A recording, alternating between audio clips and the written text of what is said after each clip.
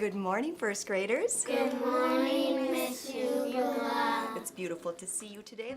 If you look at the latest data from the National Assessment of Educational Progress project, the NAEP project, if you look at the reading scores of 4th and 8th graders, only about 30%, 35% of our students in our country are proficient or above in reading. And the data is even worse for our students of color. For Hispanic American and African American, those proficiency rates drop down to 15, 16, 17% according to the latest 2007 NAEP data. We need to do something about that, and RTI is one thing that we can do.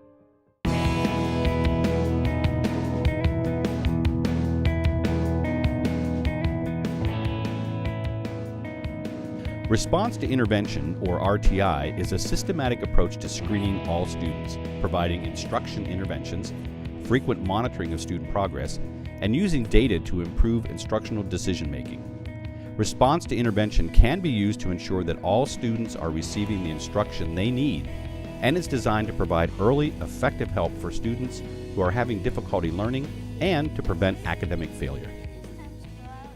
RTI is one of the best and strongest and most important educational practices that has come our way. It helps us to identify how kids are doing in education.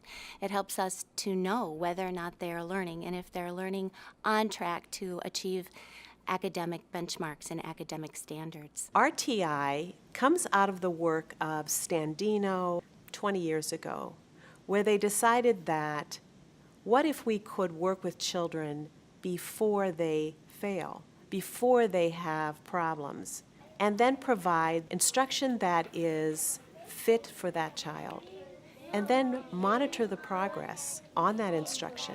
If the instruction is working, then we keep doing it. If it's not working, then we change that instruction.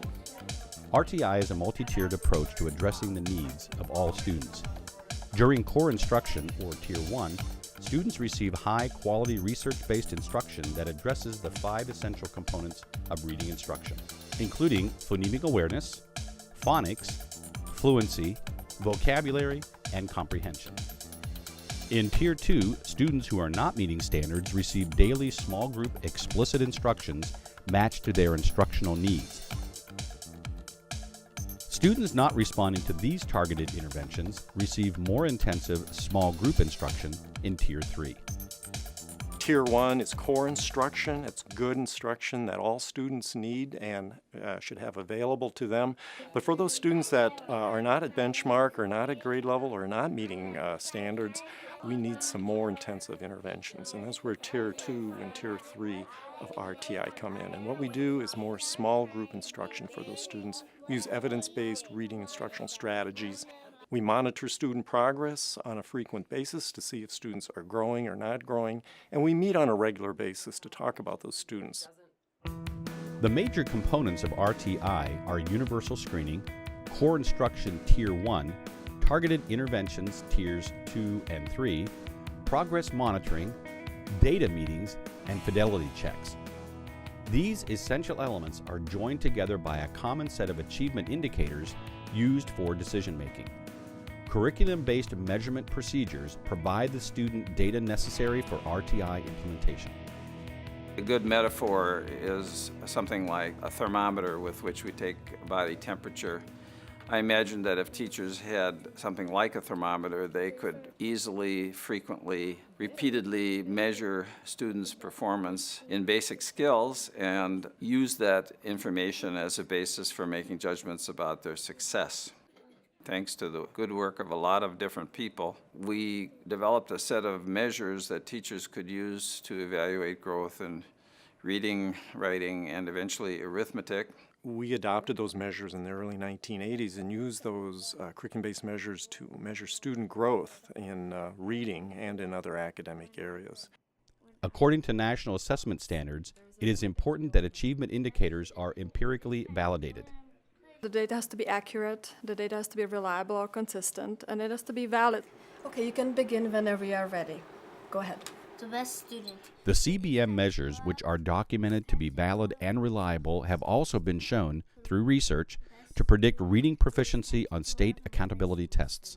One thing we know through formative assessment or progress monitoring is that students will show greater academic gains when we use a formative assessment approach.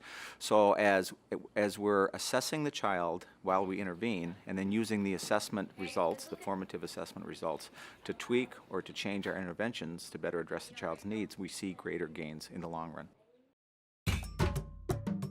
Universal screening is a really important part of RTI because every student gets screened based on the objective data, like a benchmark.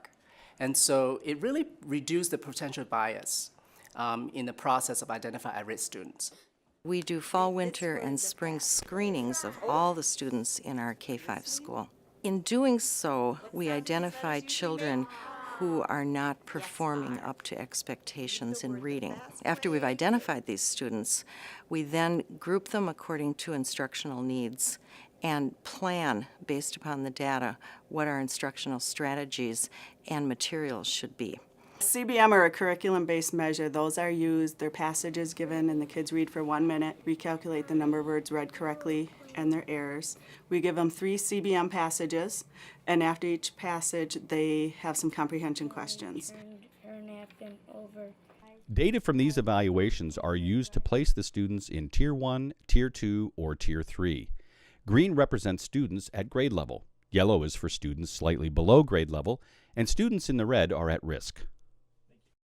We then look at the data to see their area of need, and then we go ahead and look at the interventions and the materials we have at school and assign them accordingly.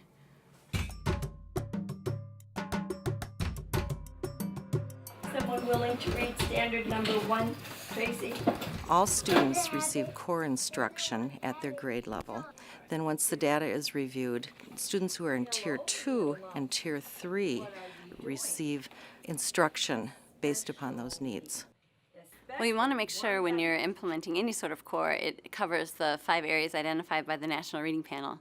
So phonemic awareness, phonics, fluency, vocabulary, and text comprehension. All of those areas need to be covered in depth in a literacy program. Since we've followed this response to intervention model, we seem to be zeroing in more on individual performance. So we look at the overall class, and hopefully our professional development is there to improve our core class instruction. But then we look at the children that aren't getting enough through the core class instruction and need some extra support. And so looking at the data helps us to identify that. Tier 2 and 3 interventions are delivered in small groups on a daily basis to students not responding to Tier 1 instruction. Instruction in these tiers is explicit and includes systematic use of modeling practice and corrective feedback. We're able to give them more added instruction or more direct instruction. Some students are going to require more practice with decoding. Some students will also require more practice with fluency so that the comprehension can become stronger. When you're implementing Tier 2 interventions, you want to make sure that you have a program in place that's giving the student more than what they currently have in the core, some sort of supplemental instruction. It might be similar to what the core is, but it's going to be more intense. It'll probably be an intervention delivered in a small group with students with similar needs. It's likely that the intervention will be more intense, so probably more time than what you would receive in the core. It should be opportunity for lots of practice and repetition of skill in your intervention group.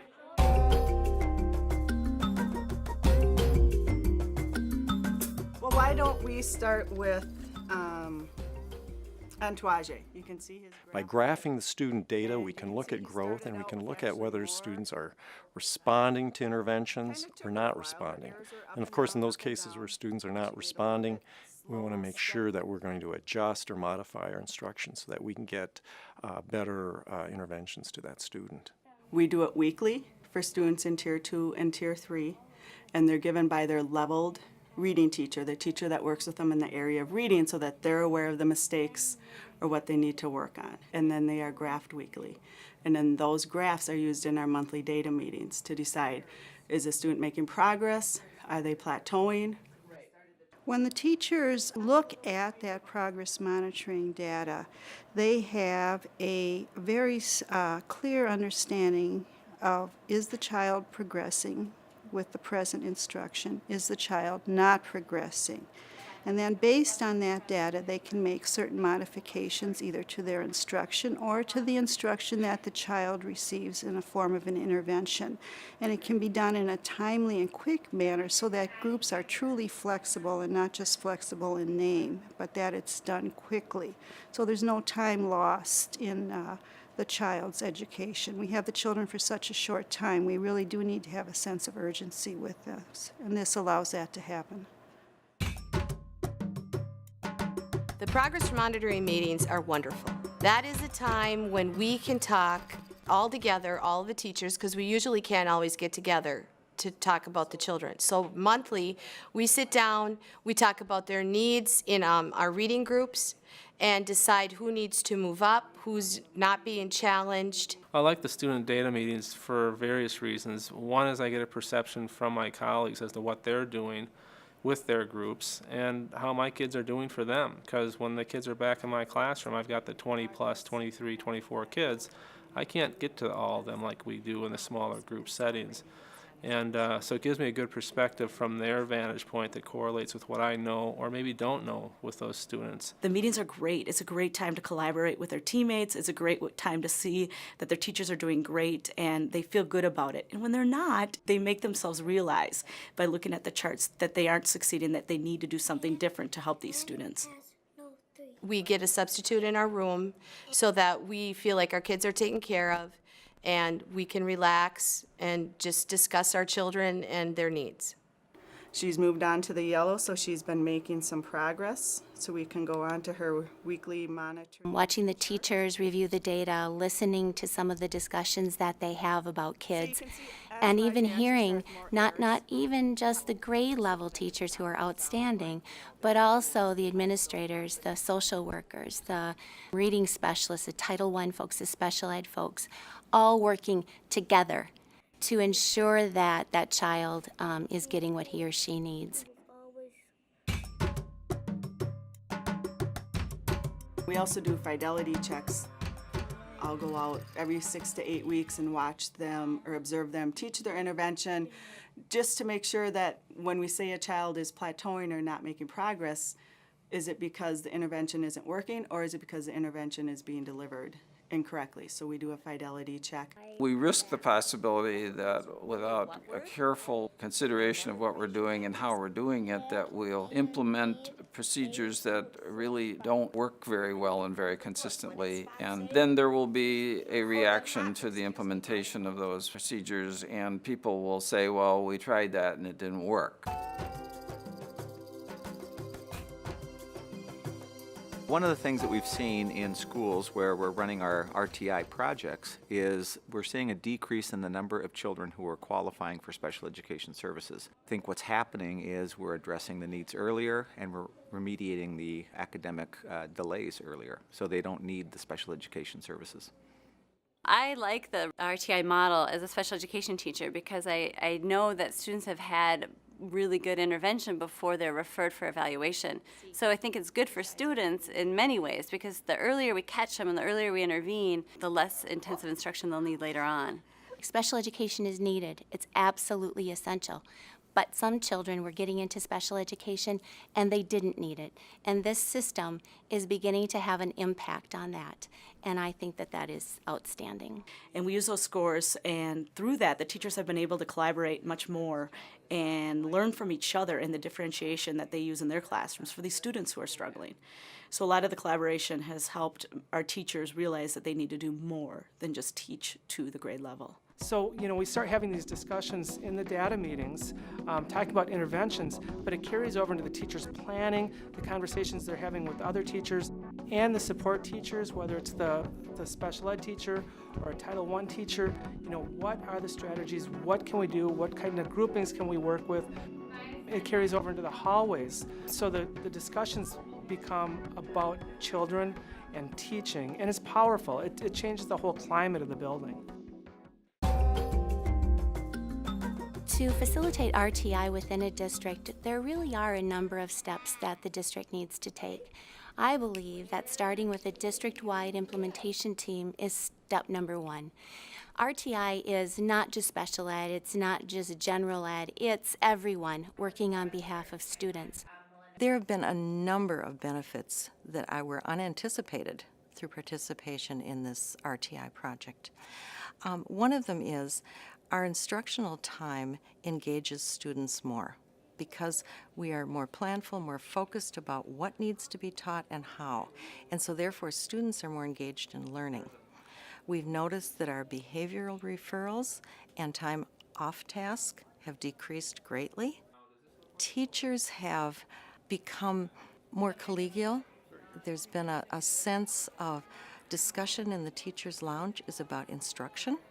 People are excited about learning as adults. As a mom, as a school board member, and as somebody who has done research for years, to me there's no better system that I've seen before that has led to the kind of results that we're seeing now for kids every day. I couldn't imagine a more satisfying career than the one that I've had, to see the extensive application and use of the work that we've done over the last 35 years or so. It's tremendously satisfying. One of the teachers said to me the other day, he said, you know, I thought I was an okay teacher. And having been through this whole process of learning more about instruction, understanding the developmental aspects of reading, knowing what to do because I have good assessment data, he said, I feel like a great teacher. And that feels good for a principal to hear.